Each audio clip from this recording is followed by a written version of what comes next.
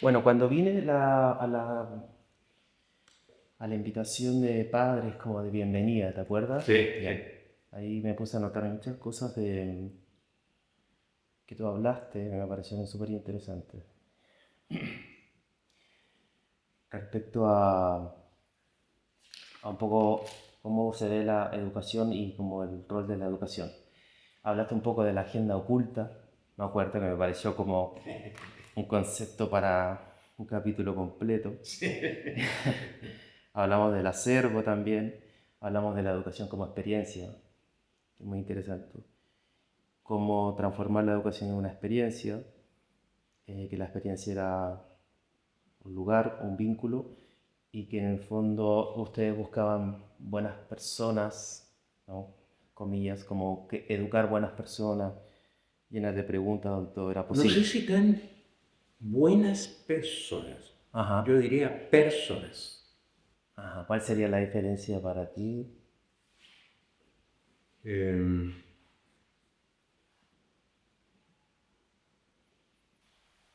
o sea, es buena pregunta, ¿por qué la diferencia? El concepto persona que yo quise colocar, o tal vez viene mejor individuo, ¿ya? Eh, es una persona que intenta en la vida actuar en la vida no desde las tradiciones o desde lo acostumbrado o desde lo políticamente correcto, sino que busca en sí mismo su núcleo para actuar desde su núcleo, que es particular, que es individual. ¿Sí? Entonces, aludiendo a eso que tú mencionas, Ujú. ¿cómo podemos crear un espacio educativo en que los niños y los jóvenes más tarde mm, tengan la pregunta radical, existencial, ¿quién soy yo? ¿Qué vine a hacer a este mundo? Y esa naturalmente, necesariamente, es una pregunta que cada individuo encuentra una respuesta individual, particular. Lo que quiero decir es, pueden haber 10 personas aparentemente haciendo lo mismo exteriormente, pero sin embargo, cada una de esas 10 personas se mueve desde un lugar interior diferente. ¿Pueden entender esto? Ujú. Como la motivación sería Eh,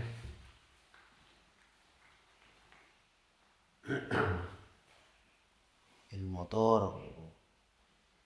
eh, las preguntas radicales de la vida, ¿sí? Que no siempre tienen una respuesta concreta, precisa, verbalizable. ¿Sí? Tú mismo dijiste hace un rato que buscabas tanto respuestas como preguntas. ¿Sí? Eh, como que la vida es preguntarse permanente, continuamente. Te podría dar mi ejemplo personal, que es el que mejor conozco. ¿Sí? Que yo nací en una familia atea. ¿Sí? Mi padre era ateo. Entonces no tuvimos ninguna enseñanza religiosa, ¿eh? Ninguna. Conocí las iglesias a los 14 años, por dentro, digamos, por fuera las conocía. No era un tema lo que hoy día podría llamar lo espiritual. No era tema en mi casa. ¿Eh? Y en un momento en la adolescencia, 16, 17 años, comencé a preguntarme por cuál es el sentido de la vida. ¿Qué estoy haciendo acá? ¿Eh? Más bien como una pregunta emocional más que intelectual, ¿sí? Típico de un adolescente. ¿Sí? Y por bastante tiempo menos de un año, unos 8 meses, porque no encontraba una respuesta. Estuve dándole vueltas a la idea del suicidio, ¿sí? Que también es una idea recurrente en la adolescencia. Y a los 19 años, más o menos, poquitito antes, conocí la antroposofía, ¿ya? Un libro específico de Steiner, y como que se me abrió una ventana a un mundo totalmente desconocido que le dio un sentido, sin que yo tuviera todavía una respuesta clara, nítida, transmisible, ¿sí? Pero fue una experiencia, ¿no? Tuve la experiencia extraña para mí por la educación que había tenido. Lo voy a poner en términos un poco simples. Sí, existe un mundo espiritual. Somos seres espirituales. Y muy acompañado de aquello, como en realidad te estoy expresando ahora algo que yo no me habría podido expresar en ese tiempo, ¿sí? En realidad vine a un viaje a esta vida, ¿sí? Esto es un viaje.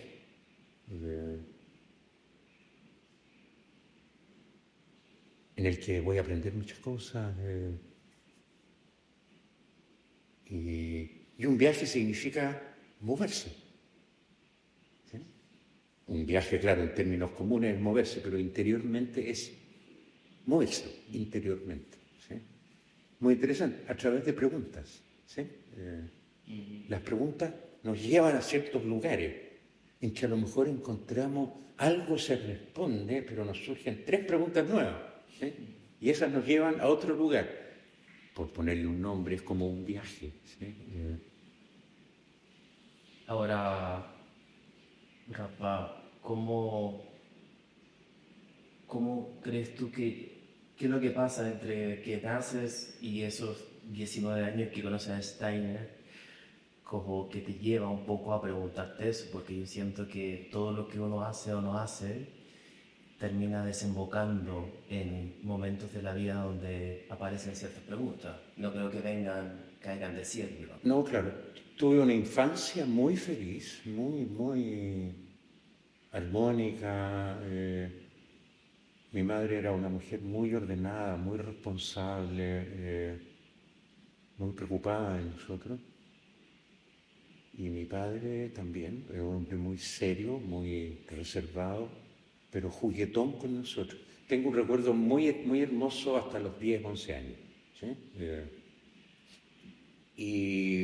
Y ahí comienza como un proceso de cuestionar aquello que yo había vivido, ¿sí? Y tuve una adolescencia terriblemente difícil. Finalmente a los 18 años mi padre me echó de la casa. Fue una adolescencia absolutamente peleada con él. Pero lo que me llevó a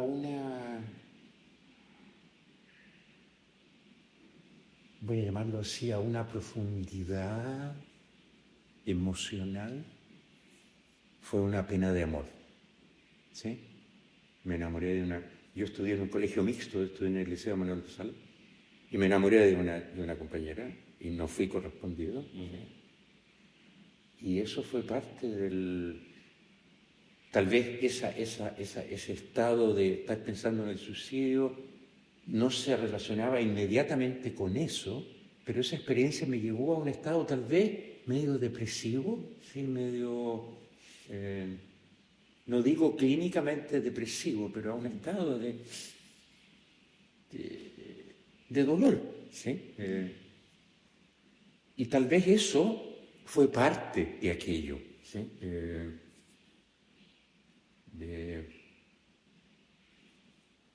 Aunque conceptualmente, intelectualmente, no tiene nada que ver una cosa con la otra. Sin embargo, lo que va sucediendo en el alma de los seres humanos no está regido por la lógica, ¿sí? En absoluto. Por el contrario, está lejos de aquello. ¿Sí? Por tratar de explicar un poco tu pregunta. Rafa, pero sin embargo estudiaste ingeniería, ¿no? Estudié ingeniería. Bueno, ¿era bueno para las matemáticas? Era bueno para la... Sí. Y en esa época, ¿qué hacía un alumno bueno para las matemáticas? Estudiar ingeniería, no había otro camino. ¿De qué año estás hablando, más o menos? Esto fue el año 63. Yo el año 63 terminé el colegio, con 17 años. O sea, no tenía ninguna pregunta trascendental sobre qué voy a hacer en mi vida. Para nada, ¿ya? Esto otro era como, digamos, ¿qué voy a hacer en la vida, en la sociedad, mirado de manera tradicional? Era una pregunta que no me agitaba. Eran otras las cosas que me movían. ¿Sí? Terminé, vi la prueba, qué sé yo, saqué un buen puntaje y entré en ingeniería. Punto. Sin más preguntas. Pero en el primer semestre de la escuela conocí personas involucradas en política. ¿Sí? Y comencé a militar en un movimiento ultra revolucionario que se llamaba Vanguardia Revolucionaria Marxista. En esos años, Fidel Castro, el Che Guevara eran... ¿sí? Y cuando yo salí del colegio y entré a la universidad me encontré con este mundo. ¿Sí?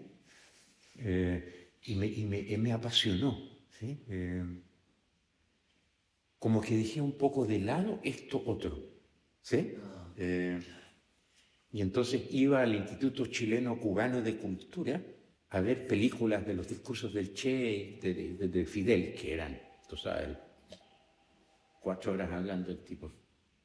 Y en uno de esos encuentros, un estudiante de ingeniería mayor que yo, que me reconoció, a la salida nos fuimos caminando juntos y me invitó. Ellos tenían un grupo que se juntaban, qué sé yo, resultó que era este grupo político.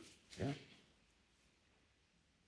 Pero fue una experiencia breve, porque una de las cosas que se hacía conmigo, yo era el más joven del grupo, eran todos estudiantes universitarios de la Escuela de Ingeniería, y yo era el más chico, tenía 17 años. Los otros tenían, no sé, 20 o 21. Me cuidaban, ¿eh?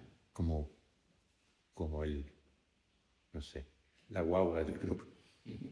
Y había que formarse ideológicamente.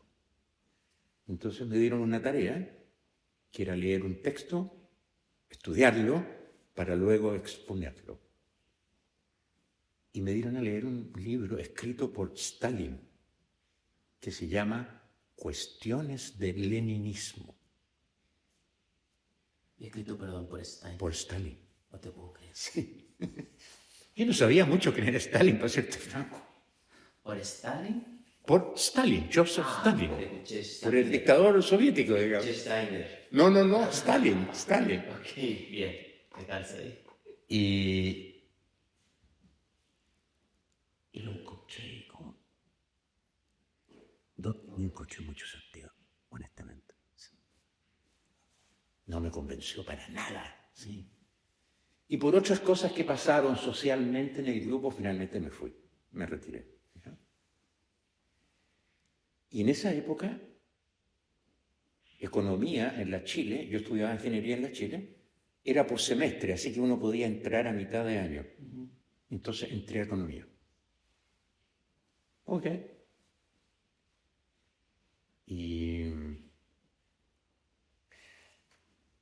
Pero experimenté una extraña soledad, porque finalmente este grupo de jóvenes nos juntábamos todas las semanas, hablábamos, planeábamos cosas.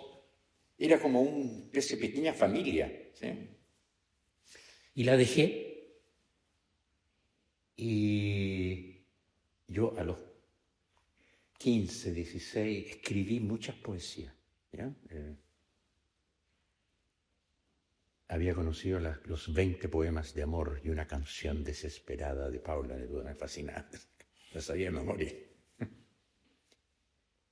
Y volví a la poesía y descubrí a un poeta inglés que se llama John Keats, ¿ya? Que es un poema romántico, poeta romántico. Y eso fue un poco un refugio. Pero en ese semestre en la escuela de economía teníamos que tomar un ramo humanista. También era en la escuela de ingeniería, hay que hacer lo mismo. Y yo tomé historia, ¿ya? Porque tenía el recuerdo de un profesor de historia en mi colegio, que lo tuvimos un año, que fue la única vez que me gustó la historia. Era un profesor magnífico, ¿ya? Entretenido, entusiasmado, era muy bueno. Y cuando había que elegir, aparecía historia, filosofía, esto. Yo me metí en historia y me tocó un profesor un súper profesor. Y allí partió mi interés por la historia que hasta el día de hoy sigue viviendo, ¿ya? Por lo que me hice después profesor de historia en este colegio, a pesar de que nunca fui a estudiar en la universidad. Bueno, pero en ese momento ya la crisis con mi padre estaba terrible. Y cumplí 18 años ese año, lo cumplo en octubre, y me echó de la casa.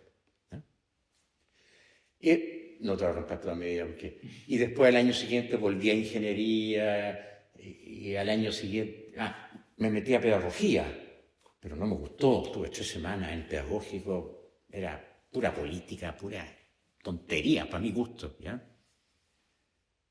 Y así que volví a escuela de ingeniería, rendí el segundo año, y ahí me fui a astronomía. No sabía lo que quería hacer realmente, ¿eh? Pero ya había encontrado la antroposofía. Entonces yo tenía como 2 vidas, ¿sí? Esta vida normal, digamos, cotidiana, y mi estudio, mi trabajo con la antroposofía, ¿sí? Entonces estuve en astronomía como 3 meses, no vi ni un planeta ni una estrella, eran puras matemáticas, volví a ingeniería. Y al término de ese año, era el tercer año de la escuela, me dije a mí, en realidad no sé lo que quiero hacer, pero ya empecé esto, lo voy a terminar. Y lo terminé, ¿ya? Y trabajé como ingeniero 10 años más o menos, hasta que me hice profesor. Profesor de historia. No, en un comienzo profesor de básica. Ajá. ¿Sí? Partí en el Giordano. El Giordano, el año 82, tenía de primero a cuarto básico. Pero la profesora de tercero del año anterior había renunciado y buscaron a alguien que tomara un cuarto básico. Fíjate, yo, ingeniero, nunca nadie había hecho un cuarto básico, pero andaba buscando una actividad que yo pudiera relacionar con la antroposofía. Y tenía claro que la ingeniería no era un ámbito que yo pudiera relacionar con la antroposofía de ninguna manera, ¿ya? Y por eso me hice profesor, no porque yo quisiera ser profesor. No estaba en mi horizonte vital, para nada. Y entonces tomé un cuarto básico. ¿Para qué te cuento? Debe haber sido un desastre. Bueno, después nos echaron y partimos aquí, y fui profesor de básica durante 15 años más o menos, hasta que me hice profesor de media. Y ahí era profesor de matemáticas y de geometría y de física, porque era lo que yo sabía mejor. Pero nosotros partimos con la media el año 95. Y después de 2 años, el profesor de historia, que trabajaba con nosotros, renunció, se fue. Y no lográbamos encontrar un profesor de historia. Pero había una madre que estaba interesada en ser profesora de matemáticas. Y entonces yo dije, ok, por este año hago historia. Y la madre hace matemáticas. Por este año, mientras encontramos a alguien. fui profesor de historia como 20 años. ¿Ya? Carlos. Bueno, así fue un poco la cosa. Como llegaste a eso, increíble, pero suena como que cambias de matemática a historia. ¿Tuviste que tomar el currículum completo de historia? ¿Cómo se hace como tienes que tomar el seminario? Fueron años de mucho... Porque suena fácil, pero me imagino. No, para nada, porque yo no tenía una formación académica en historia. Tuve que estudiar muchísimo. Yo había leído de historia mucho, pero las cosas que me interesaban, por ejemplo, Grecia siempre me interesó, ¿ya? Siempre, hasta el día de hoy. Egipto, por ejemplo, nunca me interesó, pero hubo un momento que tuve que ser Egipto. ¿Ya? Y me tuve que meter hasta que le encontré un sentido a Egipto. ¿Sí? Bueno, me ayudó mucho la antroposofía. ¿Ya? Entender la historia tal como la entendemos desde la antroposofía es apasionante. O sea, es increíblemente apasionante. Sí. O sea, eso me gustaría como ahondar un poco de cómo la antroposofía estuvo siempre detrás un poco de la historia y en un momento logras como, en el fondo, unir tu pasión o tu carrera con tu pasión y de alguna forma empiezas a dar clases, qué sé yo. ¿Qué herramientas te dio la antroposofía que descubriste y que te mantuvo siempre con esa motivación? Porque me comentaste en un principio que venías de una familia atea, entonces después pasaste momentos complicados en tu vida, me imagino de mucho nihilismo, sobre todo en la adolescencia, como que no le encuentras sentido a nada. Fuerte. Se pelea con los papás, después tampoco te interesa la parte más política. ¿Qué es lo que te aportó en el fondo la antroposofía? Mira, la experiencia que yo tuve con ese profesor en el colegio, que tuvimos un año de historia, ¿sí? Yo debo haber estado en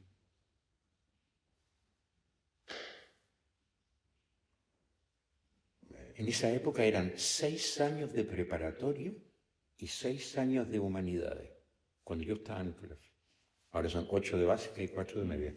Debo haber estado en el equivalente al segundo medio actual. Y lo que me dio esas clases, más allá de conocimientos, ¿sí? Fue que tampoco en ese momento lo habría podido verbalizar como lo hago hoy. Más tarde lo pude verbalizar para mí mismo.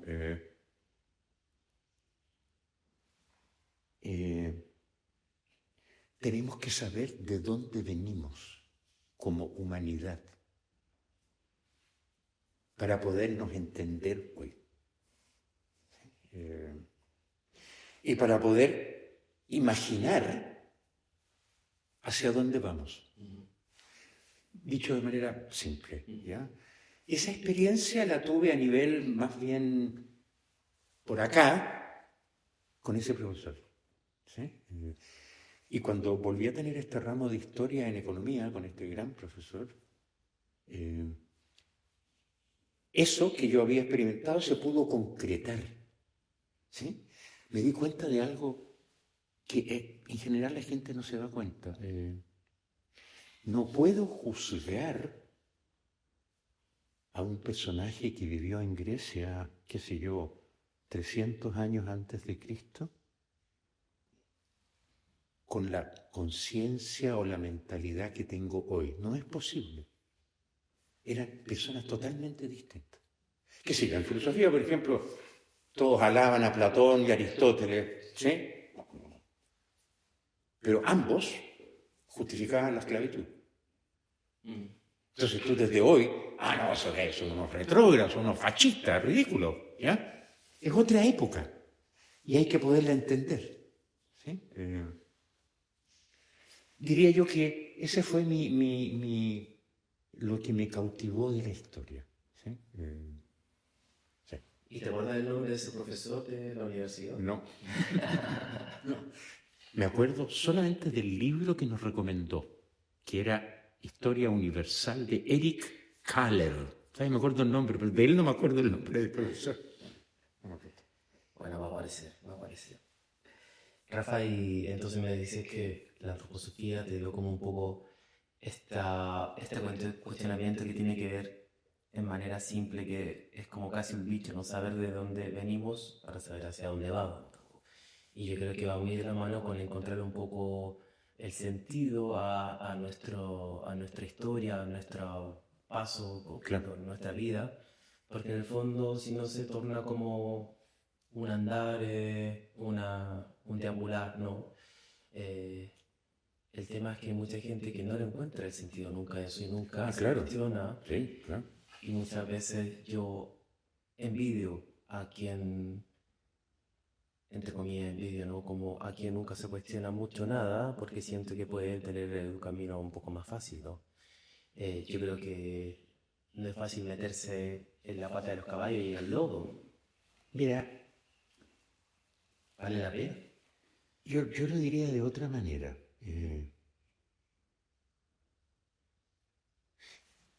Una vez yo estaba leyendo un artículo en alguna parte. Era un artículo sobre literatura, ¿ya? Y la persona, el autor, trae a colación un pasaje de un libro X y lo cita muy brevemente. Y me pareció, no conozco este libro, tengo que buscarlo. El libro se llama porque existe Mr. Schmidt. Así se llama. Escrito por un norteamericano. Me puse a buscar, no lo encontré, hablé con la profesora de literatura de acá del colegio. Oye, ¿conoces un libro, Mr. Schmidt? No me acuerdo del autor, le di el nombre del autor, ya voy a averiguar. Me dijo, no, nadie lo conoce.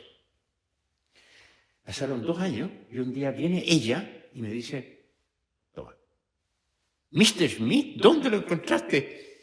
Estaba en la casa de mi abuela, que tiene muchos libros, y estaba mirando y de repente veo Mr. Schmidt, me acordé de ti, lo saqué y le dije a mi abuela, oye, hay un amigo mío que lo anda buscando, llévatelo. Me dijo mi abuela, te lo traigo. Y me puse a leerla, era muy malo el libro. Me costó seguir, o sea, quería llegar al pasaje que había encontrado citado en este artículo literario. Y el momento era el siguiente. Era un típico norteamericano casado con 2 o 3 hijos que vive el sueño americano. ¿Ya? Entonces, no sé, cada 5 años cambian los muebles de la casa o se cambian de casa, ¿sí? El consumo norteamericano. Cambian el auto, y estaban en plena renovación de muebles, de cortinas, que se iban a pintar la casa de otra manera, creo que iban a construir una piscina, no sé qué sé yo. Típicas cosas gringas. Y de repente este hombre un día se levanta en la mañana, iba a su trabajo, como todos los días. Tenía un trabajo con un horario, salía y volvía. Era un tipo absolutamente normal, como el que tú describes, que no tiene preguntas, ¿ya? Que vive el día a día y quiere a sus hijos, quiere a su señora. Y de repente se está afeitando con agua caliente, con qué sé yo, se empaña el espejo, ¿no? Y él limpia el espejo y de repente se sorprende. ¿Ese soy yo? ¿Eso es lo que yo quiero hacer en mi vida? O sea, una pregunta, ¡wow! ¿Sí? Pero pasó de largo y siguió con la misma vida. Nunca terminé la novela porque era muy mala. Pero ese pasaje era genial. ¿Sí? Y yo tengo la impresión que eso existe en el alma de todos los seres humanos. ¿Sí? Y que cuando muchas veces aparece, se prefiere borrarlo. ¿Sí? Porque a lo mejor tomar esa pregunta de Mr. Schmidt iba a significar, quién sabe qué, dejar su trabajo, no tengo idea, o sea, un cambio en la vida que a lo mejor significaba dejar atrás todo lo que había hecho en su vida. ¿Sí? Y eso es una cosa, requiere un cierto coraje. ¿Sí?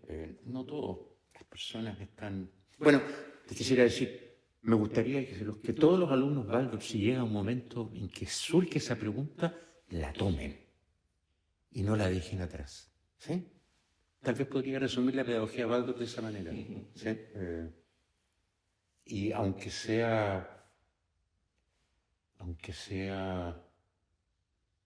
importen muchos sacrificios y dolores, ¿sí?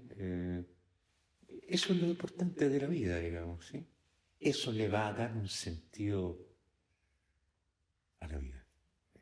Claro, se vincula mucho con lo que decías al principio de buscar alumnos, no que sean buenas personas, sino que logren su individualidad. Su individualidad. Porque esa pregunta que se hizo Mr. Schmidt se la pueden hacer muchas personas, pero cada una de esas personas está en una circunstancia distinta. Es diferente. Y tal vez trabajar esa pregunta los va a llevar a lugares totalmente diferentes. Cuando hablo de lugares, no me refiero a lugares físicos, sino que a lugares del alma, voy a ponerlo en esos términos. ¿Sí? Y si no me equivoco, había un concepto de individuación, ¿no? Del psicólogo suizo, Víctor Frank, no, de Jung, Carl Jung, John, sí, no lo ubico. de No, Carl Jung, pero sí, no lo conozco. No. y que hablaba un poco de este como de proceso de individuación que tiene que ver un poco con la madurez emocional, de enfrentar tus fantasmas y de lo difícil que puede ser a veces. Claro. Yo creo que hay gente que quizás se lo cuestiona y como tú dices, tapa eso y continúa, como que...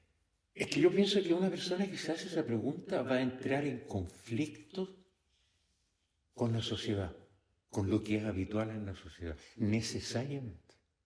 Necesariamente. En uno o en otro lugar de esta sociedad va a entrar en conflicto. Mira, hay un personaje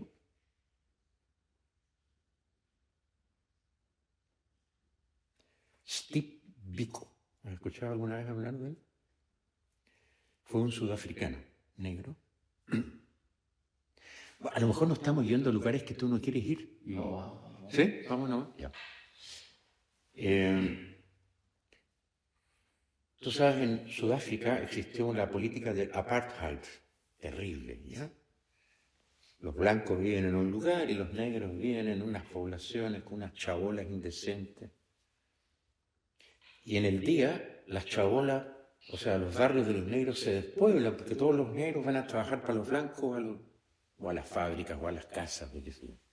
Y los niños se crían solos. ¿Sí? Salvo que haya un pequeño colegito, no siempre lo había en los distintos lugares. Y este Biko nació en un lugar así.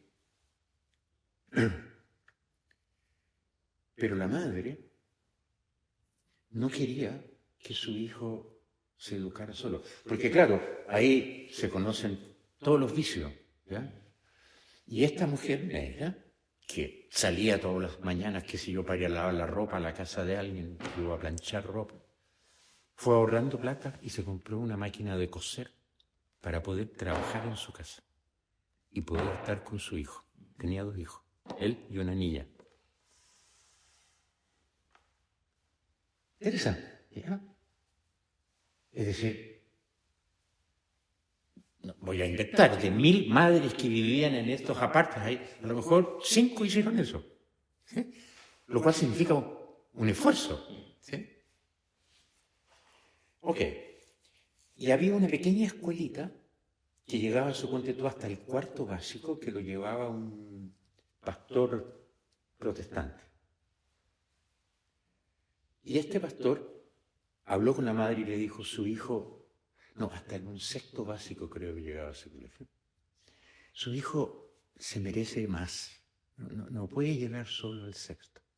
Yo podría hacer que pueda ir a otro colegio y que pueda continuar, pero tendría que irse a vivir a otro lado, el hijo.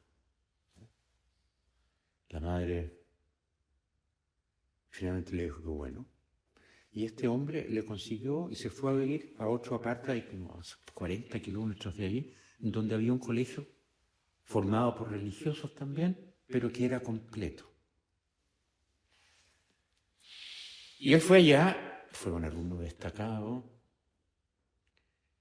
y el gobierno sudafricano, habían varias universidades, algunas autodenominadas liberales, que aceptaban alumnos negros, pocos, pero algunos, y daban 1 o 2 becas al año. Y él se ganó una de estas becas para estudiar medicina.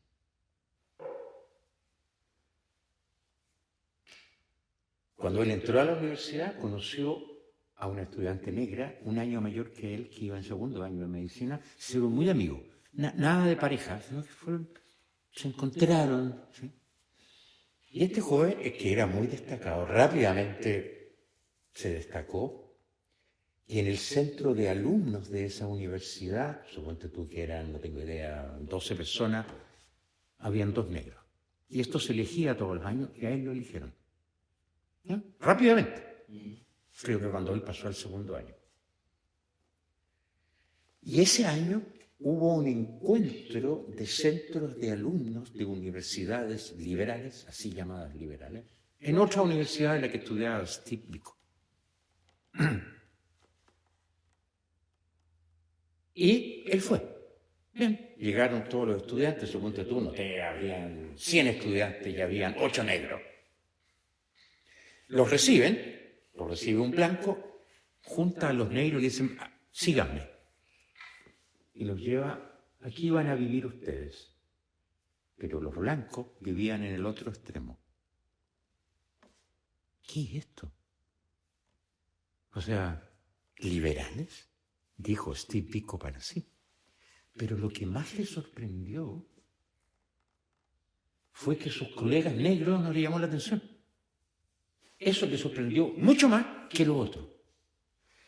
Tenía 20 años, un cabo. Y en ese momento se dio cuenta de algo. El problema no son los blancos, es la conciencia de los negros. Las cadenas están en la conciencia de los negros. Y ahí se activó, o sea, toda su vida posterior nace en ese momento. Hay que hacer algo. Él es el que crea una frase famosa, Black is beautiful. ¿Ya? Y lo lleva, finalmente, que a los 30 años lo matan, los policías sudafricanos. ¿Ya? Pero lo que te quiero ilustrar es que el ser humano, todos los seres humanos, estoy convencido de eso, ¿no?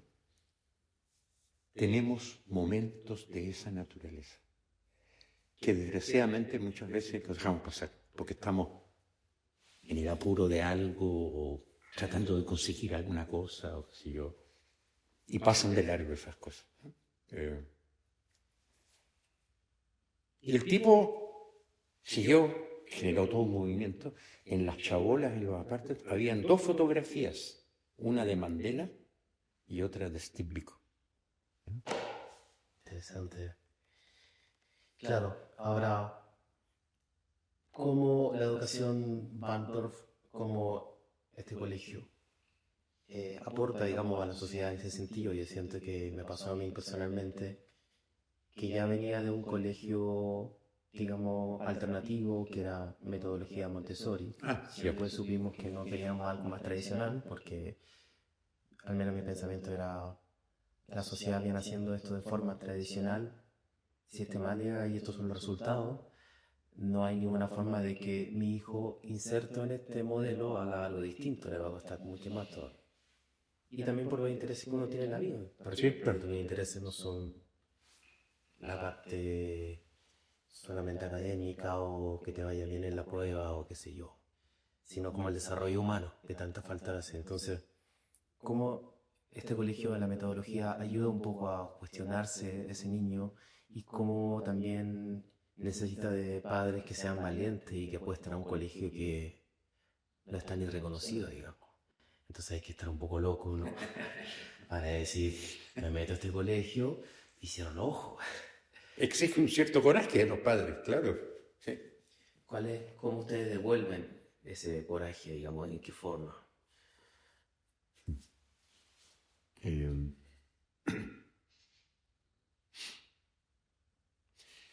En general la educación tradicional, normal, digamos, conocida, coloca objetivos exteriores al ser humano. Me explico. Cuando yo iba al colegio hace muchos años, el objetivo de la educación, y eso se decía, era formar buenos ciudadanos.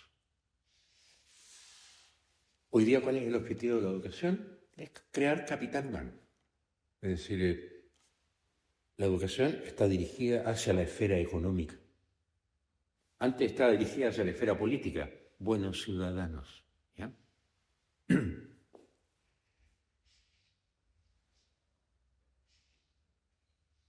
Pero nosotros, desde la antroposofía, desde la pedagogía Waldorf, nos acercamos al ser humano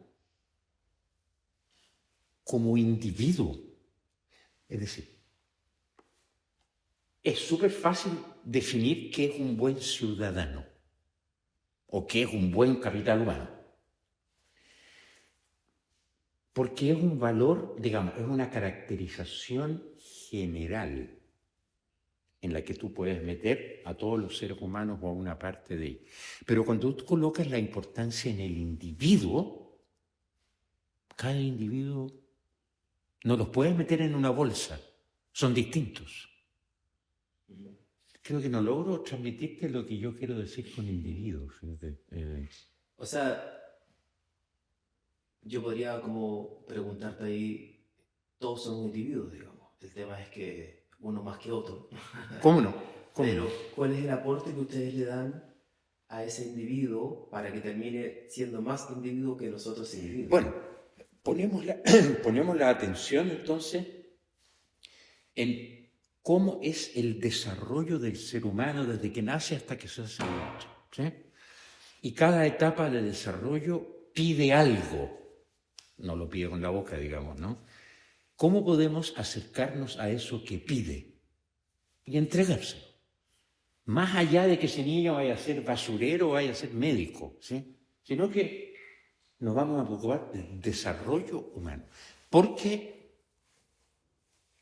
sabemos que lo que se está formando en estos primeros 20 años de la vida es ese espacio físico y anímico en el que va a vivir, a habitar el individuo.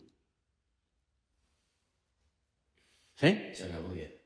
Ya, ok. Me encanta. Entonces, no se trata de influir al individuo, no, eso sería absolutamente ilegítimo, sino que el chico está, imagínate, una guagua nace, no sabe nada, absolutamente nada. ¿Qué es lo primero que aprende? Importante, a caminar. ¿Sí? Pero aprender es transformarse. Siempre. Cuando un niño aprende a caminar, está transformando su cuerpo.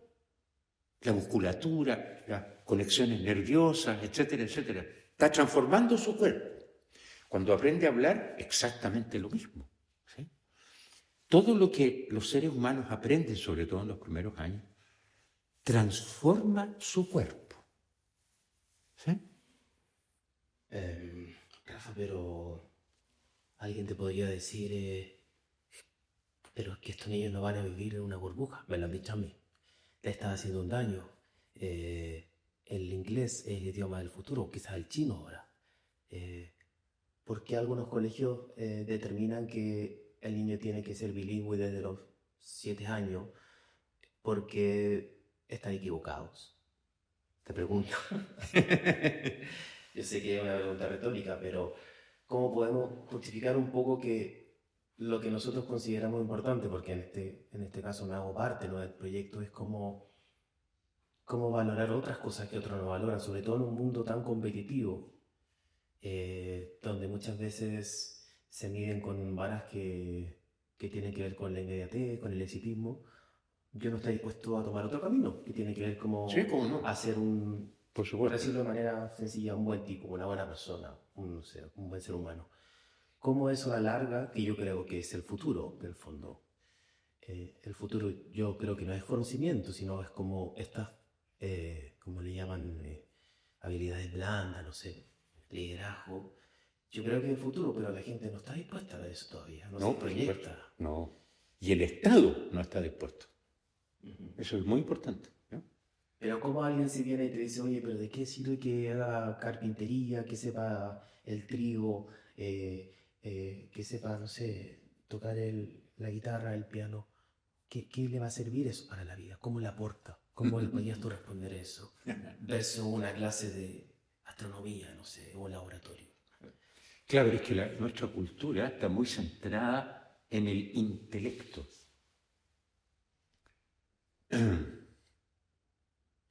Mira,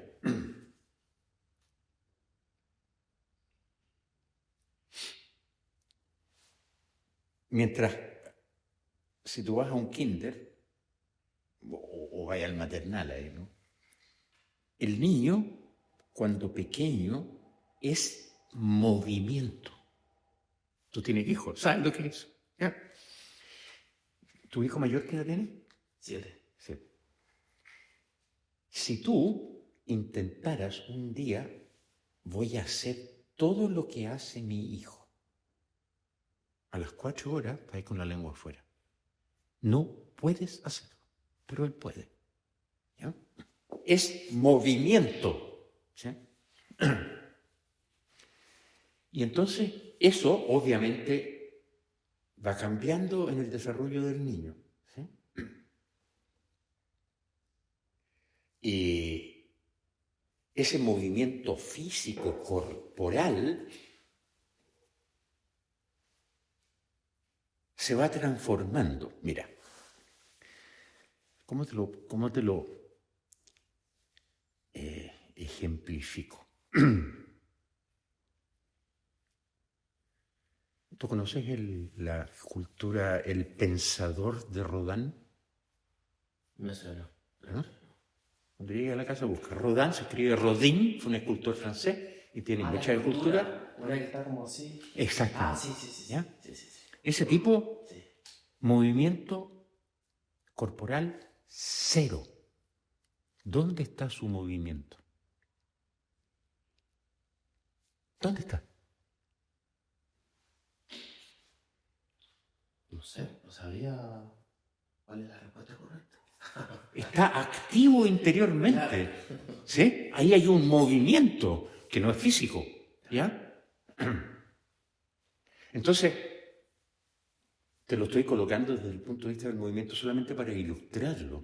Entonces, yo puedo reconocer en el desarrollo de un ser humano desde que nace hasta que se hace adulto que de ser un niño eminentemente físico, corporal, se va transformando en un ser en que eso va recediendo, ¿ya? Pero se va transformando en algo que sucede en el interior, un movimiento interior. ¿Y cuál es el movimiento tal vez más importante? Es, ¿qué quiero hacer yo en mi vida? Pues eso es un movimiento. ¿Sí?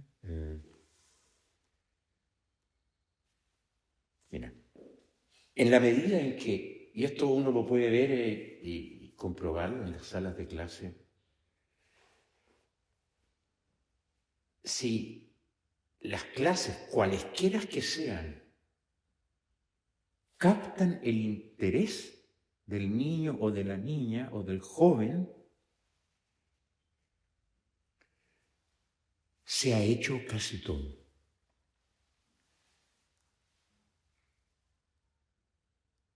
Hoy día, en la educación tradicional, normal, conocida, pública, ¿por qué los chicos estudian? ¿Porque les interesa el ramo o que tienen que sacarse una nota? La nota. Por la nota. ¿Sí? Han dejado de interesarse en la historia, en la geometría, en la física, en la química, qué sé yo, más allá de que los profesores sean buenos o malos. ¿Sí? Bueno, y es lo que normalmente los alumnos cuando salen del colegio se percatan en la universidad, la falta de interés. No les interesa. Se sorprenden. ¿Sí? No les interesa nada. ¿Sí? Es sorprendente. Mira, un papá hace muchos años, en esa época era dueño de la Academia Pro Jazz. ¿Has escuchado hablar? Él educó a su hija acá. Y hará, no sé, 20 años, tal vez más, no me acuerdo, 25. Estaba como insatisfecho con lo que estaban haciendo y me dijo, oye, ¿por qué no me...? A lo mejor tenía alguna idea cómo podemos hacer estas cosas de otra manera. El Pro Jazz, Ya le dije yo, así que lo fui a conocer, me presenté a varios profesores, vi algunas clases, conversamos, qué sé yo. Se supone que Pro Jazz es una academia en que van las personas interesadas en música, que es un arte. ¿Ya?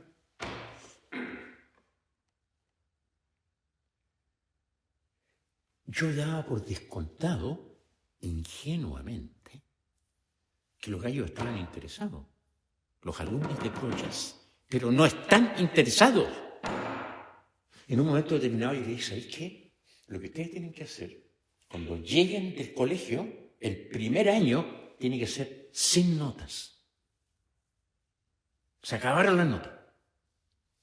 Tal vez pequeños proyectos musicales y qué sé yo. Bueno, finalmente hubo una reunión con casi todos los profesores, este papá que era uno de los dueños, no era el único, y yo, y todos los profesores me dijeron, estás loco, no van a hacer nada. Se puede entender que se vaya a querer aprender música y se estudie por la nota, pero ¿qué vaina es esa? ¿Ya? Te pongo un caso contrario, que no solo se da en exalumnos Waldorf, ¿ya? Un chico que hoy día tiene, ¿qué edad tendrá? 24 debe tener. Sí, salió por lo tanto, hace 6 años. Un chico dotado, musicalmente. Y hicimos una relación muy cercana. ¿Sí? Siempre pasa que algunos profes hacemos relaciones muy cercanas con este alumno o esta alumna y nos vemos después que salen y qué sé yo. Y yo me veía con él. Y conversábamos, qué sé yo. Y un día, él no quiso entrar a la universidad. ¿No? Quiero viajar. Tenía un familiar que vivía en Alemania, se fue a Alemania. Esto fue antes de la pandemia. Y supo, estando en Alemania, que el gobierno alemán contrataba personas para ir a trabajar en una isla griega para recibir asilados sirios. Toda la guerra de Siria que duraba como 10 años, digamos, ¿no? Digamos, para que esos tipos no lleguen a Alemania, los paran, organizan un campamento, los alimentan, pero están ahí en una isla griega o turca, por ahí, en el mar Egeo. ¿Ya? Y a él le pareció interesante, se fue para allá. Tuvo 3 meses. Fue una experiencia que le cambió la vida, lo marcó totalmente, ¿no? Bueno, estuvo dando vueltas por el mundo y en un momento determinado le pregunté, ¿qué está pasando con la música? Pucha, sí, es que se me rompió la guitarra y no me ha podido arreglarla, que sí. Y yo le regalé una guitarra. El 25 de mayo da su primer concierto aquí en Santiago, en la sala no sé cuánto, ahí cerca de la Plaza Gaña. Agarró esa guitarra Se fue a Brasil, conoció la música popular brasilera, quedó fascinado. Después se fue a Buenos Aires, conoció la música popular argentina. Está en una carrera musical. No fue a ninguna academia. ¿Ya? Bueno, sin ir más lejos, los grandes tipos no han ido nunca a una academia. Los Beatles no fueron jamás a una academia. ¿Ya? Nunca. ¿Ya? Elvis Presley, jamás. ¿Ya? Pero eran personas movidas por un interés, por algo que no podían dejar de hacerlo. ¿Sí? Esas son las personas que mueven el mundo. ¿No? Bien, y ese músico. Sin ir más lejos, Steve Jobs. Tú sabes la vida de él. Hay una biografía de él. Estuvo en la universidad un año. Sí. Esta cuestión no sirve para nada. Nunca terminó la universidad. ¿Cómo se llama el músico? ¿Cuál músico? ¿Este alumno? Sí. Ah, no, ¿por qué? Clemente Verdugo se llama. Sí. Va a tocar ahora. ¿Sí? O sea, ayer me llegó su invitación. Oye, anda, estoy haciéndola, todavía no está en publicidad, pero te lo estoy mandando para que te salga más barata la entrada, me dijo. Así que compré un par de entradas y voy a ir a verlo, a escucharlo. Rafa, pero esto que me cuentas, claro, la gente veo que impera mucho el área del humanismo, del arte, que entiendo que el arte tiene una gran influencia en la pedagogía Waldorf. Me gustaría que me comentara un poco cómo se relaciona el arte, pero también cómo se podría relacionar a alguien que no tiene un interés humanista, artístico en un colegio como esto, quizás no es su lugar. Yo creo que es súper válido que alguien que siempre haya querido ser astrónomo, astrofísico, médico, cirujano, definitivamente creo que no es su lugar, porque él tiene que pasar sí o sí por la academia y eso, ¿no? Mira, yo tuve un curso de básica de primero a octavo. Ellos tienen hoy, tenían 45 años. ¿Ya? Y tenemos un grupo de WhatsApp. Nos saludamos para el cumpleaños, qué sé yo, ta. Bueno, allí hay un ingeniero que estudió en Alemania, ingeniería, una ingeniería más específica, digamos. Hay también una doctora en ese grupo. Hay una danzarina, que estudió danza en Austria. ¿Digamos? Hay una otra que es argentina, que es una gitana, que uno podría decir que ha vivido en Nueva Zelanda, en Inglaterra, en no sé, en distintos lugares. Esa es su vida, ¿ya?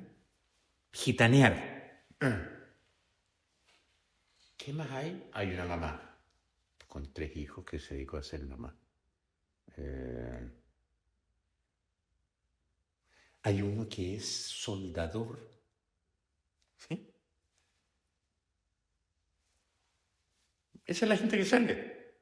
Y eso no solamente en mi curso, ¿ya? Hace poco estuve diciendo aquí una ex alumna que ya es médico, estudió en Concepción, presidenta del Centro Alumno de Concepción, ¿ya? Hay de todo, ¿sí? Chicos que no les gusta el arte. Tuvimos un alumno. Odiaba el arte. La básica, no quería pintar. Pintaba al final porque todos pintaban y él también pintaba. Y lo recuerdo en cuarto medio, descubriendo la pintura. ¿Cómo se llama? Con estas cosas en que uno pone el cuadro y pinta. El atril. Un atril. No. En el patio. Yo me quedé observando. Y después vino el recreo, me acerqué. ¡Wow! Estoy sorprendido. Sí, bueno. Es que choro. Mira, ¿por qué el arte? ¿Sí? No es porque queramos que sean artistas, ¿ya? La ciencia busca verdades, ¿sí? Válidas para todos los seres humanos. Y naturalmente hay un método científico. ¿Ya? Que es interesante porque nosotros aquí en la física o en la química lo que tratamos de hacer con los chicos, sobre todo en la media, es hacer lo que hicieron los que crearon la física y lo que crearon la química. Es decir, la ley del péndulo, no le decimos esta es la ley del péndulo, hacemos la experiencia para que ellos lleguen a la ley del péndulo. ¿Se entiende? O sea, seguimos el método científico. Y ese método científico es universal. Todo científico que quiera investigar se va a guiar por el método científico, que es el mismo para A, para B, para Z. Varía un poco de la química, la bioquímica, qué sé yo, obviamente. El arte no busca la verdad, busca la belleza. Y la belleza es absolutamente individual. ¿Sí? Entonces, los chicos pintan acá, qué sé yo, el profesor les contó una historia el día anterior y ahora vamos a pintar no sé qué. Y tú ves, cada uno pinta algo distinto. ¿Sí? Entonces, el arte es necesariamente el lugar en el que lo que es propio de cada ser se puede expresar, lo que es individual. ¿Ya? Por eso para nosotros es tan importante el arte. ¿Sí? No que queramos que... Y entonces la carpintería en madera o qué sé yo, o trabajar el fierro. Imagínate, en segundo medio ellos trabajan la forja. Fierro, lo meten al fuego, lo martillan, hacen una espada, un cuchillo. Pero tú veis, qué sé yo, 10 chicos hacen 10 cosas diferentes. Ah, a mí me gusta esto. Ah, a mí me gusta esto otro. ¿Se entiende? Es como un ámbito enteramente polar a la ciencia. Y con esto, el gesto de la educación tradicional es científica. Es decir, aquí están los inputs al alumno y aquí están los outputs. ¿Ya? Queremos que salga un producto general. Fíjate, yo una vez, una profesora de aquí de guitarra, hace muchos años, que era profesora en la, ¿cómo se llama? Instituto de Ciencias de la Educación, que está en lo que era el pedagógico, ¿cómo se llama? Instituto. No. Bueno, pongámosle, Instituto de Ciencias Pedagógicas. Ciencias Pedagógicas. Entonces, esta profesora, que es profesora de guitarra, hay arte también en esa universidad, me pidió que diera una charla sobre la pedagogía adulta. ¿Ya? Y ya fui, había un montón de gente. Y en un momento estábamos terminando, ¿eh? Y entran 5 personas, muy al final, ¿ya? Parecían personas importantes. Y se me acerca una persona, yo estaba ahí en el escenario, ¿no? Es el rector, me dijo. Y entonces yo a propósito, ¿eh? Bueno, el señor rector vino, había unos asientos desocupados en la primera fila, eran para ellos, se sentó. Y yo terminé el tema y dije, bueno, finalmente, porque yo estaba hablando del arte en nuestro colegio. En realidad, ¿no han pensado ustedes que este instituto, en vez de llamarse Instituto de Ciencias Pedagógicas, se llame Instituto de las Artes Pedagógicas? Lo hice a propósito para molestar al rector. Porque la pedagogía debiera ser un arte, no una ciencia. Un arte. ¿Ya? En que el profesor todos los días tiene que, de alguna manera, crear algo nuevo para los alumnos. La pedagogía es un arte, no es una ciencia. Qué bello eso. Ahora, Rafa, ya no nos queda mucho, pero...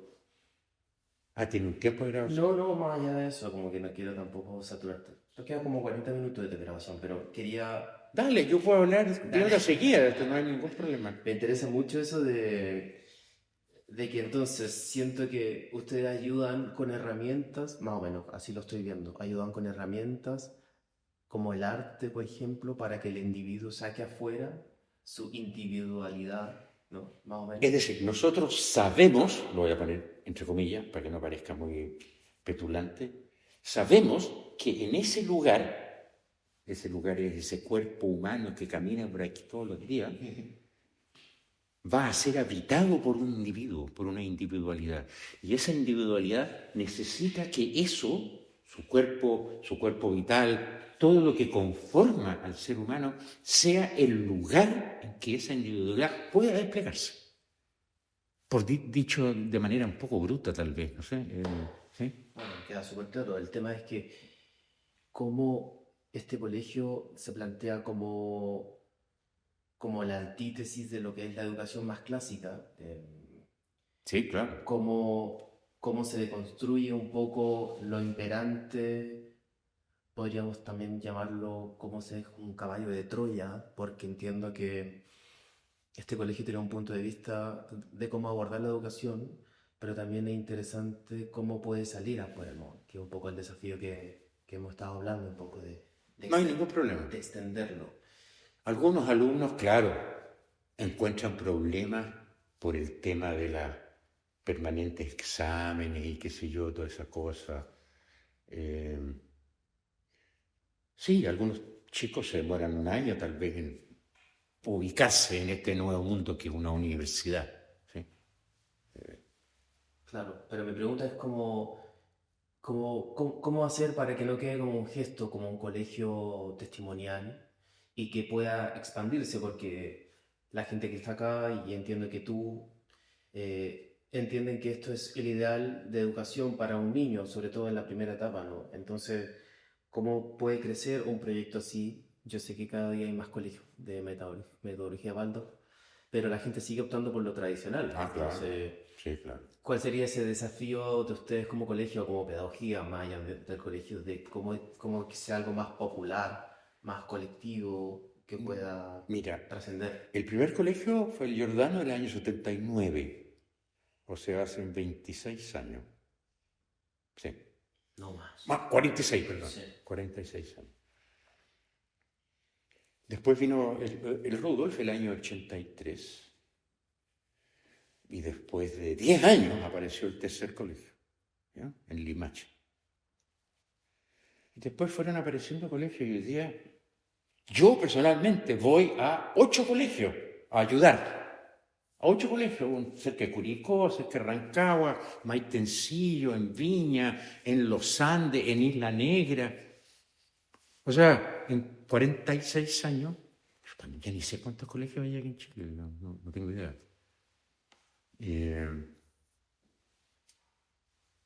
Porque, y esto me parece a mí extraordinariamente importante, tenemos que coincidir, profesores o colegios, con padres. Es decir, esta no es una educación para todos los niños. No es una educación para un hijo de un padre que no le parece esta educación. ¿Se entiende, no? Tiene que haber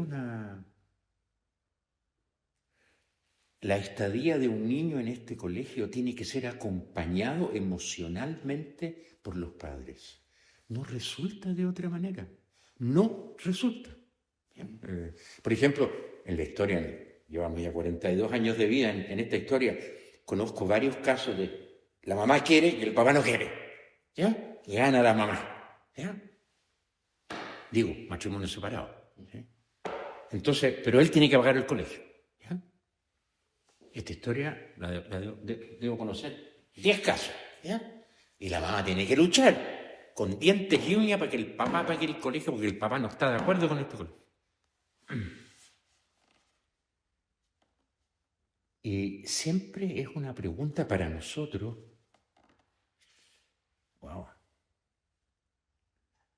¿Qué pasa con el niño frente a esa tensión entre su mamá y su papá? Y bueno, pasa aquí, no sé, pues llega a las 8:30 y se va a las 3 de la tarde, pasa un buen rato en este lugar. ¿Ya?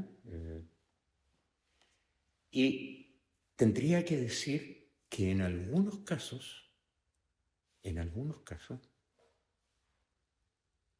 termina ganando el papá en el alma del niño. ¿Se entiende? ¿Por qué?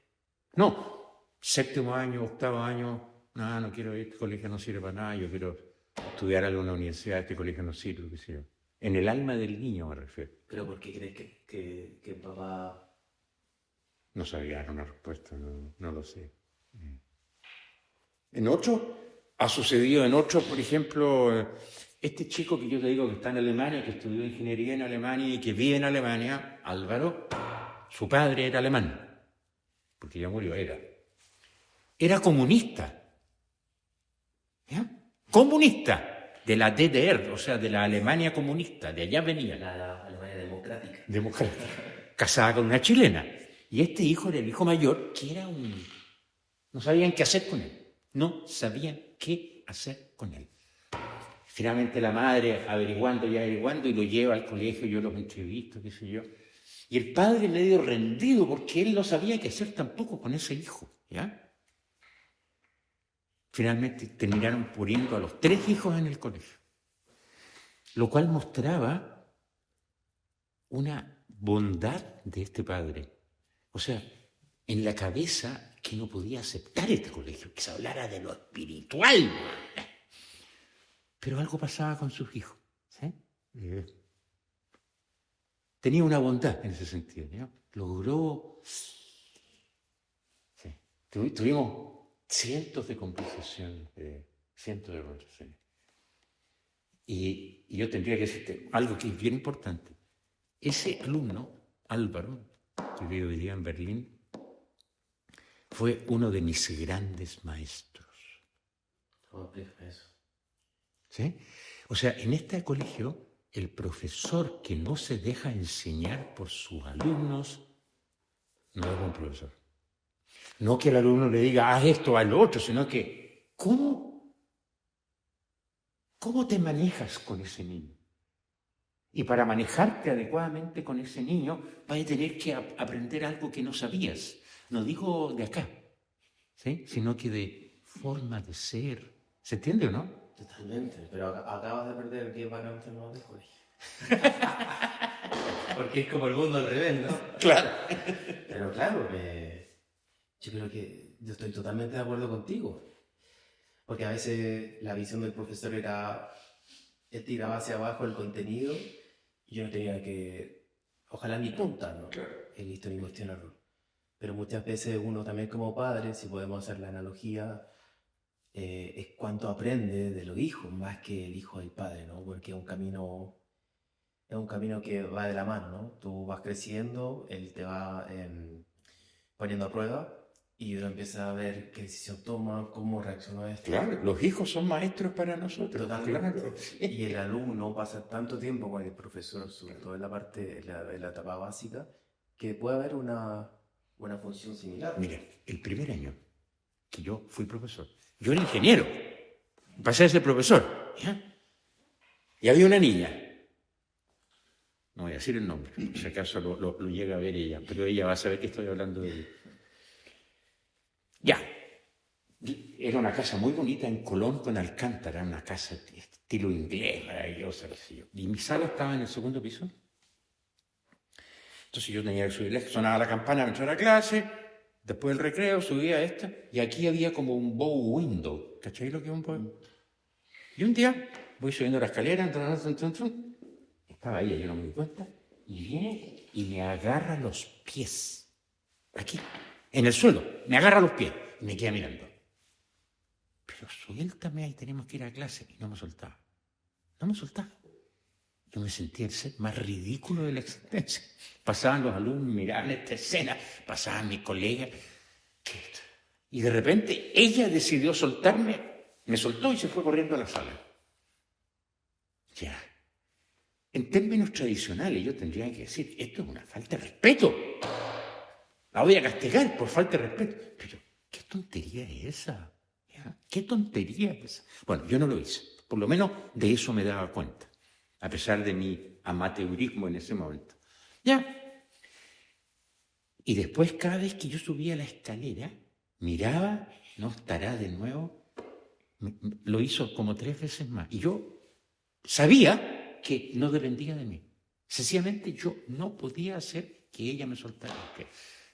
Y me agarraba y me miraba así con la... Y cuando ella decidía me soltaba. ¡Qué papelón! ¿Ya? Bueno. Ok, un día estamos en la sala. Era una sala, la entrada estaba acá y el pizarrón al fondo, filas de... Terminó la clase, salga el niño y yo me ponía en la puerta, antes de que ellos salieran, ya niñas salgan en orden, qué sé yo, tal. Y ella se quedó sentada a mano derecha y... no voy a decir su nombre, María, suponte tú. María, recreo. Ya voy. Y guardó sus cosas, qué sé yo, salió, se puso en el pasillo y se lanzó a correr contra mí, me agarró y me mordió. Aquí, la guata, el pellejo de la guata. Me lo mordió, pero fuerte, me dolía.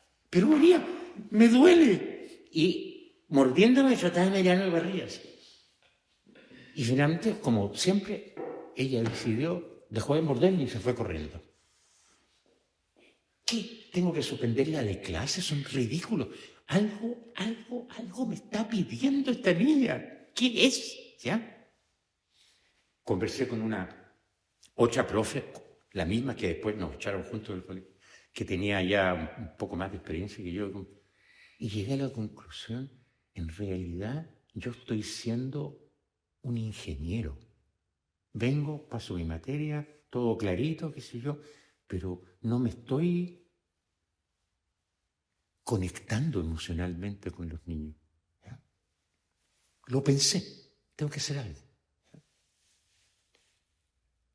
No voy a contarte lo que hice, pero al año siguiente se murió su padre. ¿Ya? Y yo quise ir a la misa de el velorio, era una iglesia ahí en Manuel Montt, una iglesita chica que hay en Manuel Montt cerca de Eliodoro Viaño. Y llegué un poquito tarde, había empezado y me senté atrás. Y de repente veo que ella está sentada al lado de su mamá y de su hermano al otro lado tenía un hermano mayor que ella, estaba la mamá, ella y su hermano. Y miraba, me daba cuenta que ella miraba para atrás, ¿sí? Y de repente mira para atrás y me ve, ¿sí? Se para, y por el pasillo, corre y se echa encima mío. Bueno, había hecho lo que había que hacer, ¿sí?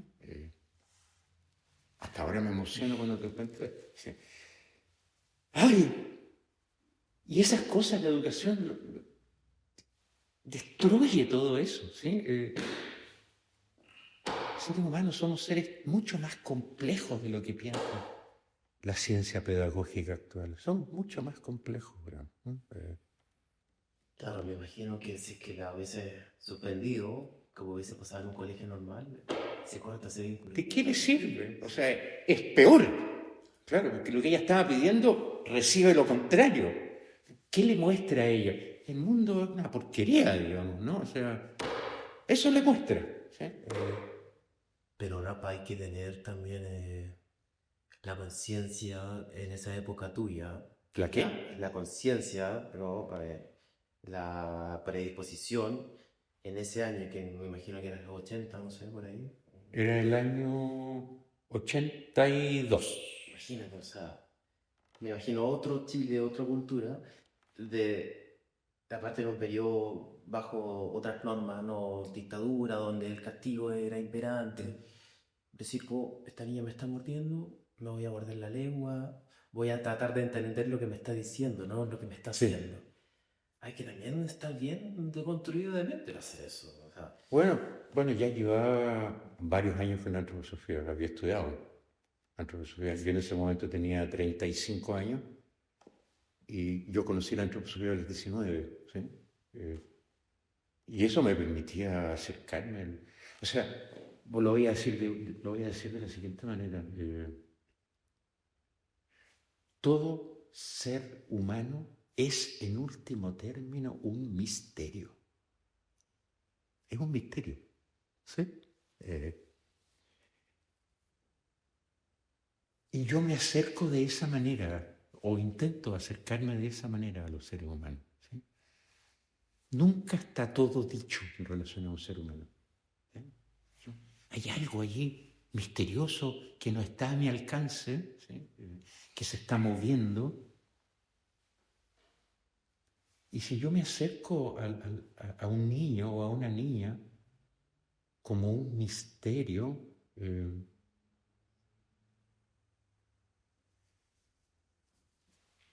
de pasada, no porque yo lo quiera, de pasada lo voy a respetar. No en términos externos ni tontos, digamos, ¿se entiende, no? Hay algo ahí que se está expresando que no sé exactamente qué, ¿sí?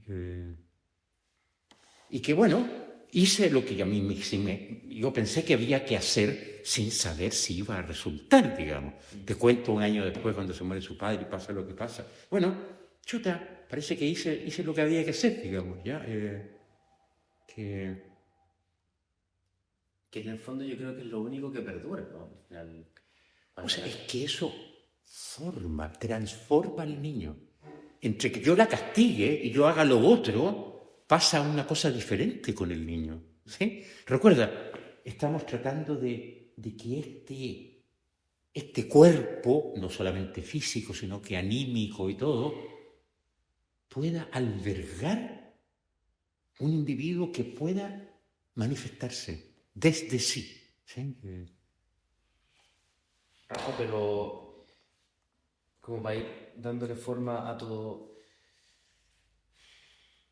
¿cómo atraviesa o cómo la antroposofía atraviesa o se vincula para alguien que no tiene idea de este proyecto, de esta forma de ver la vida, la antroposofía, cómo se vincula con la educación Waldorf?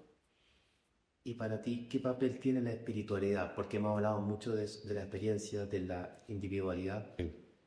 pero ¿cómo se vinculan estas tres cosas? Bueno, la agenda oculta de la pedagogía Waldorf es la antroposofía. ¿Ya? Ahí está la respuesta. ¿Ah? Ahí está la respuesta. Claro, ¿sí? Es decir, cómo la antroposofía mira al ser humano. ¿Sí? ¿Cómo lo miras? Te pregunto. Ya, reconoce etapas en el desarrollo.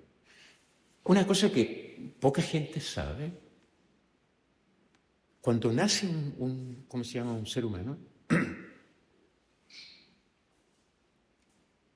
bueno, tal vez es la criatura más desvalida que nace.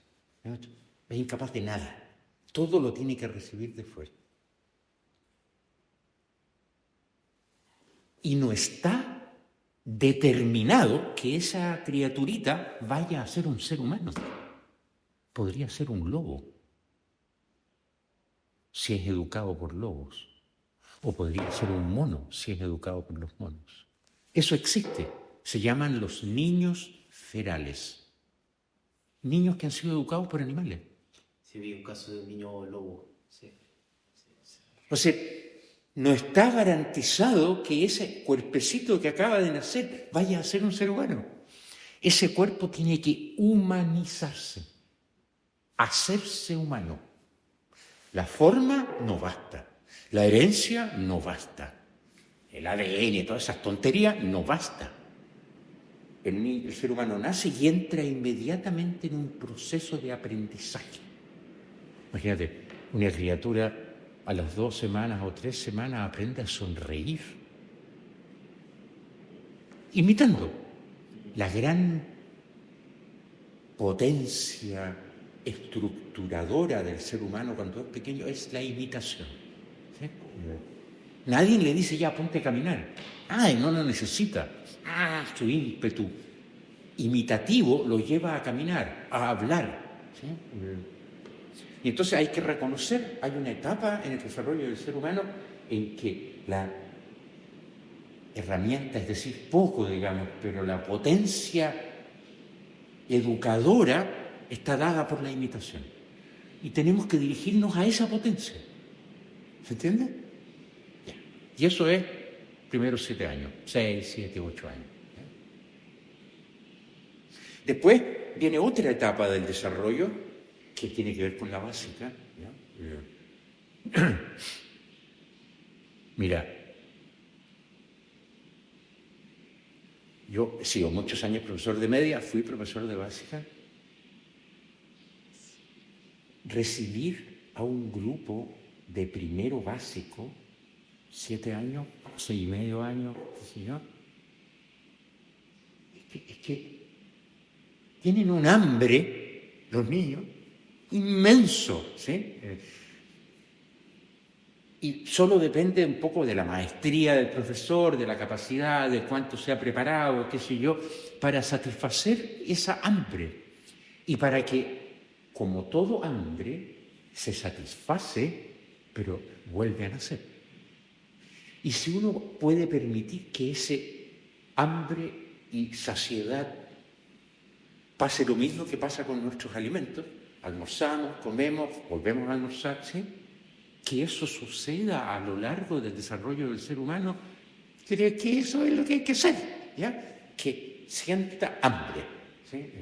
Y naturalmente esa hambre se expresa de distintas maneras, en las distintas edades, ¿sí? Y entonces en la básica comienza la enseñanza directa. Ahora te voy a enseñar las letras, ahora te voy a enseñar los números, ¿ya? Pero en algún momento, no sé cuál fue tu experiencia, pero yo me atrevo a decir, un niño educado sanamente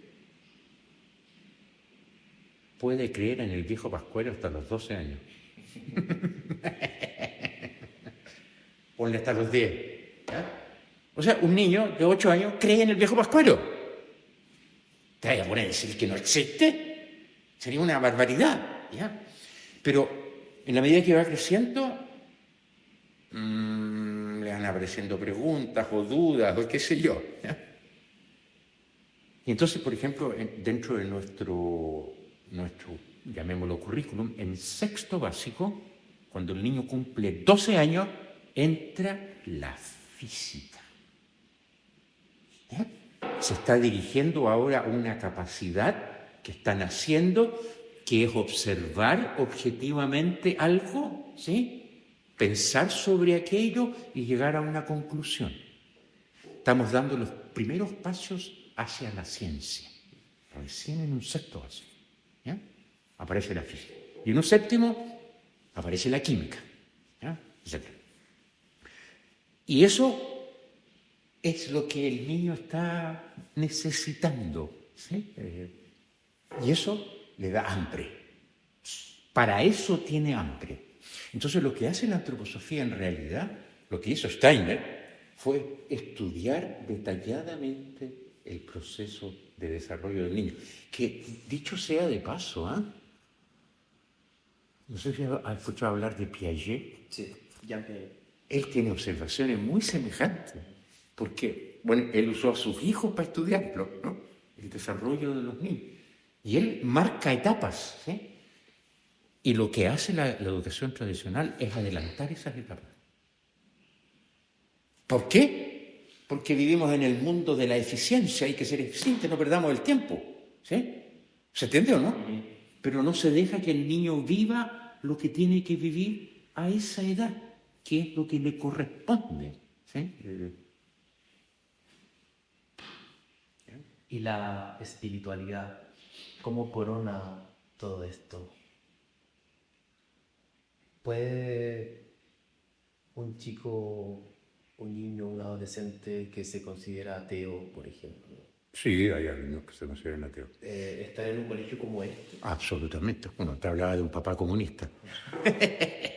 Mira, aquí hay un problema que tal vez daría para más largo. Sí.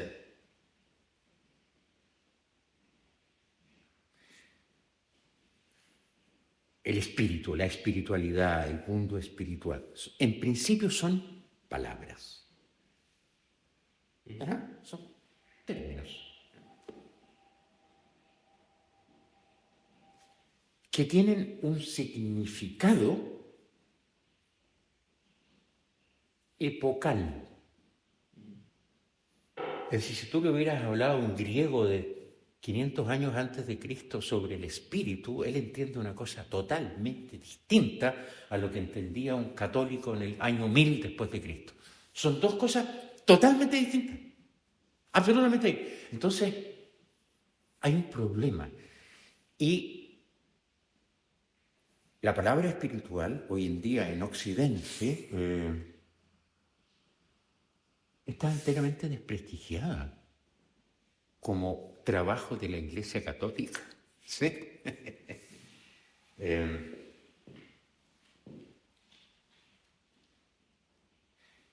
Perdón, ¿te refieres de la Iglesia Católica, de la religión católica, De la religión cristiana. Sí. de la religión cristiana? Cristiana en general, sí. Pero la Iglesia Católica ha sido la más poderosa en ese sentido. ¿Y de otras religiones no te parece? ¿Puede ser? No me atrevo a hablar sobre el islamismo, nunca he estado en ese lugar, no me atrevo a decir eso del Islam. No. Lo que sí me atrevo a decir es de que puede llevar a unos excesos espantosos, como lo hizo también la Iglesia Católica, igual. Pero no me atrevo a juzgarlo así porque no tengo un gran conocimiento. Conozco, no en profundidad, el Corán, ¿sí? Hay pasajes que me parecen maravillosos, digamos, pero no me atrevo a juzgar eso.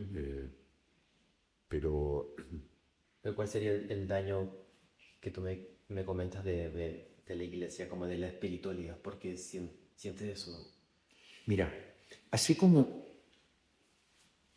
existe el desarrollo del individuo desde que nace hasta que se hace adulto, y naturalmente después sigue desarrollándose, pero me estoy refiriendo a la etapa de la educación, la humanidad también tiene un desarrollo. ¿Ya?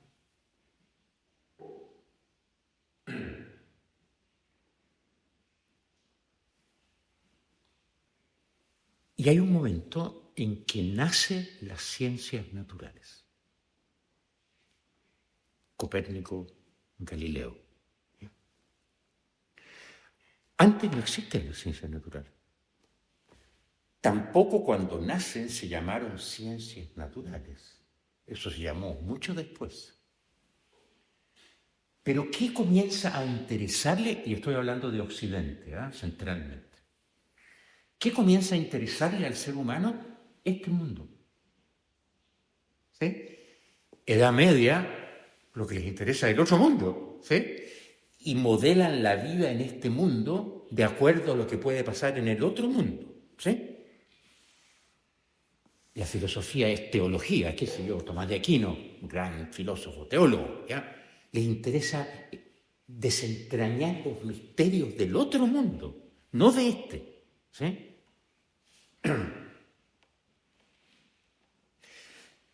Siglo X, suponte tú, un habitante en Occidente que se encuentra con un fósil, no tiene idea de lo que es, va a ser una piedra. Recién en el siglo XIX uno se encuentra con un fósil y sabe que es un fósil. ¿Ya? Entonces hay un momento en la historia, no es un momento, es un periodo, en que el interés del ser humano comienza a ser por este mundo.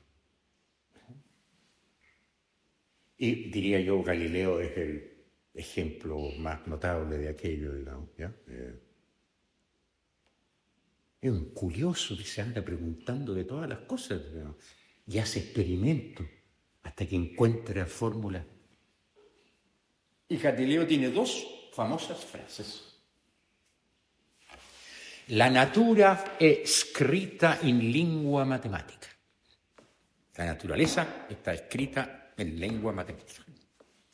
Es decir, puedo conocer a la naturaleza cuando finalmente logro expresar los fenómenos matemáticamente. Por eso parte la física primero. ¿Ya? En realidad la astronomía, Copérnico es astrónomo. ¿Sí? Y la otra frase es, hay que medir todo lo que es medible. Y lo que no es medible, hay que hacerlo medible. Porque solo midiendo puedes meterlo en las matemáticas. ¿Eh? Entonces piensa tú en todo lo que se hace medible ahora. Las pruebas de los colegios es eso, algo que no se puede medir, se hace medible. ¿Ya? Los test psicológicos, ¿ya? Aquí, etcétera, etcétera. Y entonces el ser humano comienza a tener la sensación en el único lugar en el que puedo encontrar certezas en el conocimiento, me refiero, es en la matemática. La matemática es un universo enteramente coherente. Y mi interés entonces en este mundo lo matematizo. Pero lo que quiero destacar es que en el desarrollo de la humanidad hay un momento en que comienza a interesarse por este mundo. La máquina a vapor la descubrieron en Grecia. Que el vapor puede generar movimiento, lo descubrieron en Grecia. No pasó nada. Tuvieron que pasar, esto fue Herión, qué sé yo, Alejandría, 800, qué sé yo, 1500 años. ¿Para qué? Ocupémoslo, el vapor, la revolución industrial en Inglaterra. Y tú ves ese interés paulatino desde el Renacimiento en adelante. ¿Ya? Siglo XVI, Copérnico, Galileo, qué sé yo, todos los grandes tipos que existieron. Llega un gallo que se llamó Kepler, ¿ya? Seguramente habéis escuchado hablar, astrónomo, que tuvo la suerte de trabajar con un astrónomo danés que se llamó Tycho de Brahe, que era un observador, pero minucioso, metódico de los movimientos estelares y planetarios, y qué sé yo, y tenía libros y libros con las anotaciones de las observaciones. Y Kepler, que era alemán, pudo trabajar con él, se murió Tycho de Brahe, y Kepler se quedó con todas las anotaciones de Tycho de Brahe. Y Kepler era un matemático fuera de sí. Copérnico había dicho, el centro del universo no es la Tierra, es el Sol. La Tierra gira en una órbita circular cada 24 horas en torno al Sol con una velocidad constante y gira en una órbita circular en 365 días en torno al Sol, a velocidad constante. Copérnico no era un gran investigador, ¿por qué tenían que ser circulares las órbitas? Porque desde el pensamiento griego, la forma perfecta es la esfera en el espacio y el círculo en el plano. Y si Dios creó al mundo, tiene que haberlo creado con la forma perfecta. Por lo tanto, órbitas circulares. Ok, pero Kepler, 120, 130 años después de Copérnico, no me acuerdo exactamente, lo voy a comprobar. Tiene todas las observaciones de Tycho de Brahe. Pasa años, no hay regla de cálculo, no hay calculadora, ninguna cosa, ¿ya?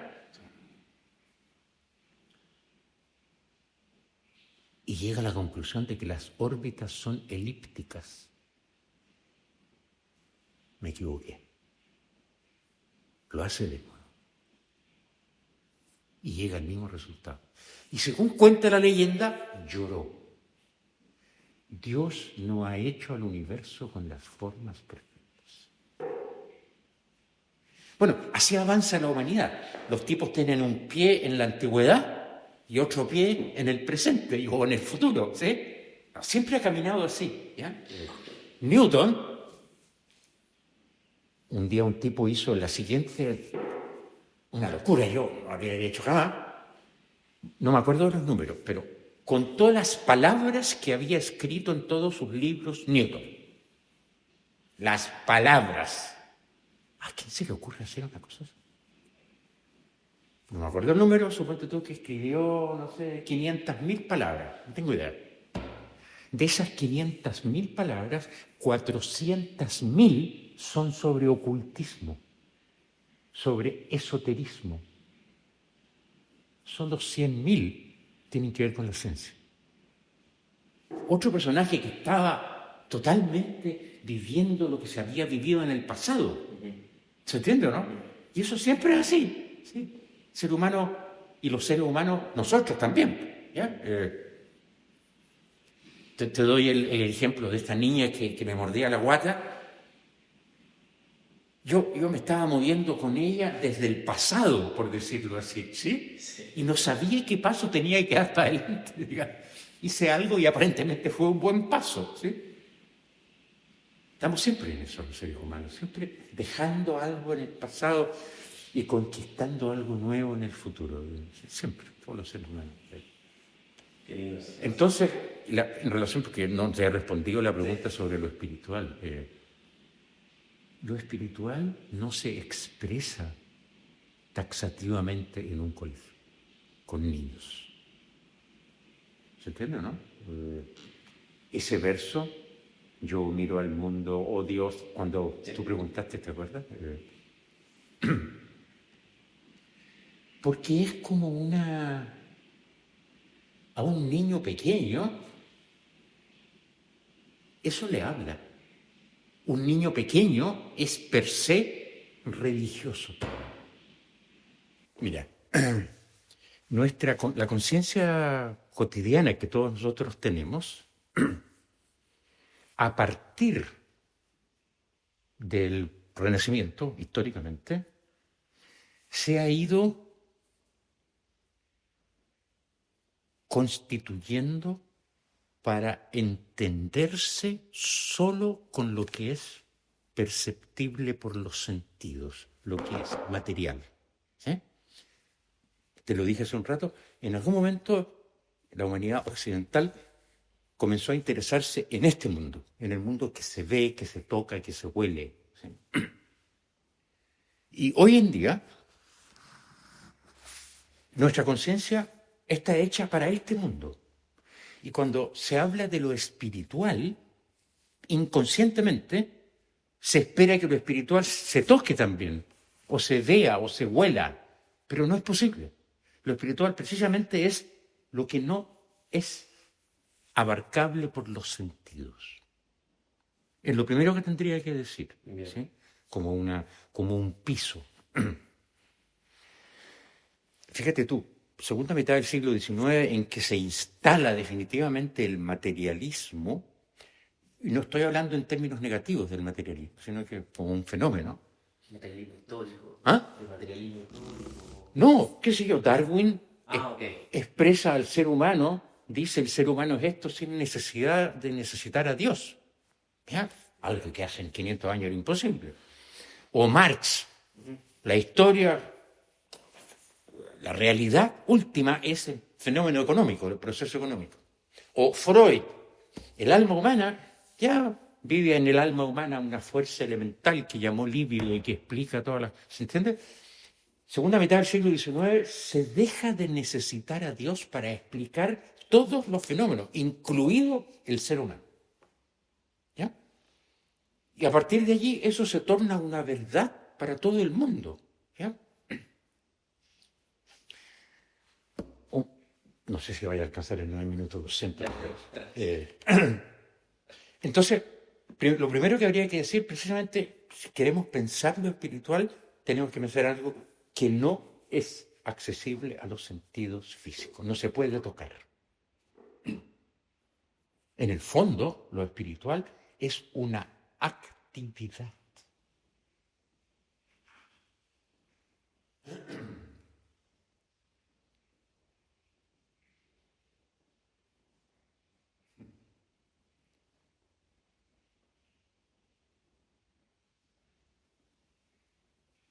Y entonces puedo comenzar a preguntarme, a ver, ¿tengo yo experiencias que se relacionan con un mundo que no sea perceptible? Claro que tengo experiencias, ¿sí? Los sueños, ¿sí? Los recuerdos. Tú puedes explicar los recuerdos que se almacenan en el cerebro, pero la experiencia de un recuerdo no es perceptible. O nuestros pensamientos. ¿Sí? Así que tenemos que, metámonos por ese lugar.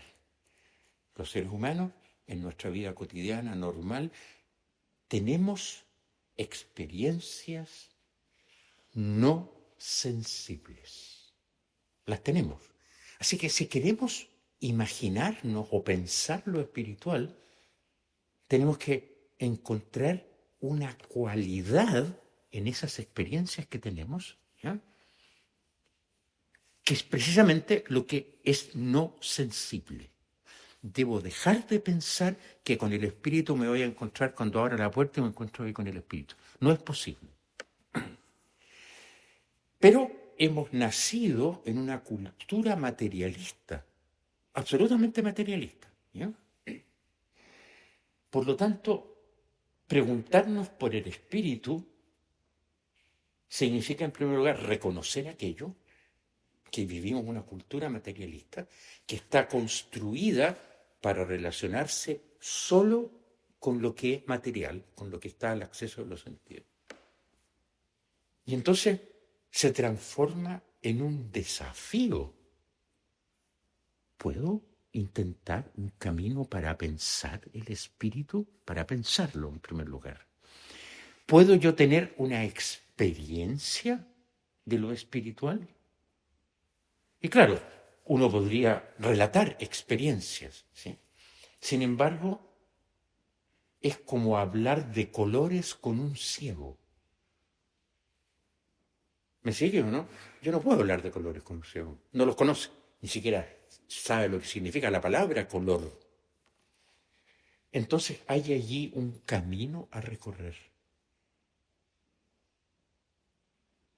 Y no te puedo decir, el espíritu es esto. Lo único que te puedo decir es que es una actividad.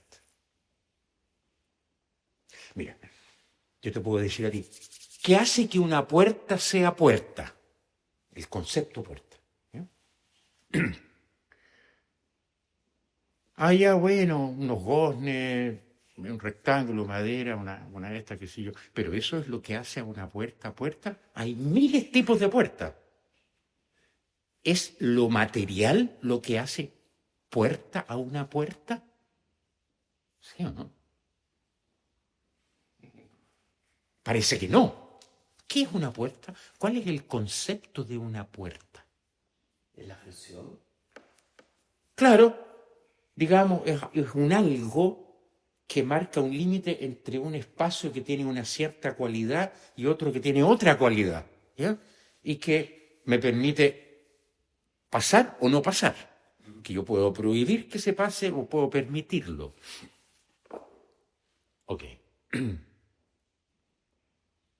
Pero podríamos pensar y preguntarnos, ¿qué pasa con las puertas del alma?